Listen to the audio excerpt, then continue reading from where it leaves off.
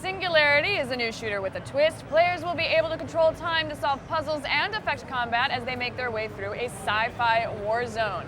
Kaikoa Likrio Very nice. from Activision is here to show us how this unique new FPS will make its mark. Jason, take it away. Thanks, Jess. Hey, Kaikoa. Let's talk about Singularity real quick. This is a sci-fi shooter, but it's based partly on the Cold War. That's correct. So actually, it starts out in 2010, and what's happened is the small area off the coast of Russia, which is supposed to be empty and desolate, starts giving some strange readings. So the US Air Force sends in a recon mission, and you're one of the pilots. Your plane gets taken down, you're on the island, disoriented, and you quickly discover this thing that's not supposed to be here was the site of something much bigger than you. All right. And so you crash on the island. You have powers to manipulate time, though. Yes. So the time manipulation device, or TMD, is given to the player fairly early on.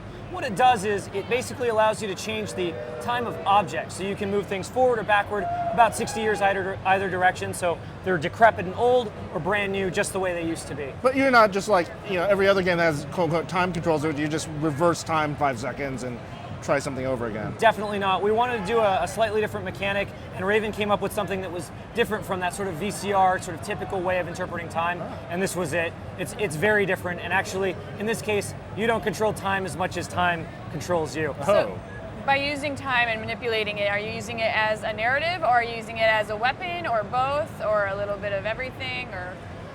First and foremost, I think the TMD is a weapon. It can be used for organic matter. It's also a puzzle solver. The narrative comes into play because you have the TMD. You're privy to things that other people can't see, so we tell a lot of the story that way as well. All right, take us through it. All right, so what I'm about to do is step into this old decrepit area in 2010, and what you'll see is that this time wave is coming over us. This time wave is the same thing that the player sees when he's pulled back into 1950 proper, where this whole thing began. So back in the 50s, the island was a site of experimentation being done by Soviet Russians that messed with this element that allowed them to get extra power. It became a power source, an energy source that seemed endless, but the consequence was that it actually messed with time. So when they overloaded things, it caused a cataclysmic accident, set the whole place down, and wiped it off the map. These guys were stuck around these engines at that time, and you actually see what a catastrophe it was. They're forced to sort of repeat this over and over again. So I'm going to step into a little bit of a storytelling bit here, and what's happening is you're seeing for the first time the lab of Dr. Viktor Borisov. And Dr. Viktor Borisov is this man who was at ground zero when the accident occurred. He was the guy leading the science project. He was the guy who's doing all the major work.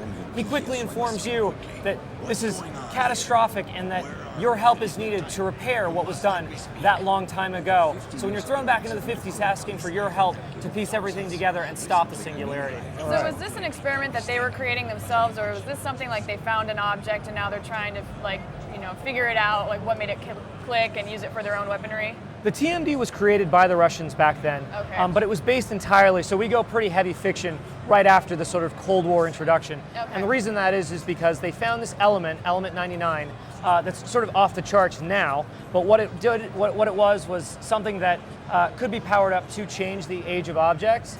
And so they hid the experiments and the research, and they quickly discovered that it could be harnessed and used in a lot of different ways. So the TMD is sort of the product of that. So it's not like they just found alien technology and thought, oh, we're going to, try not to at all. this. No aliens, no demons from hell. We are purely based in 1950, 2010. We spin off to fiction, but it's based in sort of moving in and out of time. Now, where did you guys come up with the story? I mean, why the 1950s? Why the Cold War? Why all of this? So the founders of Raven Software, Steve and Brian Raffel, they grew up in the Cold War. They knew about Geiger counters. They did duck and cover.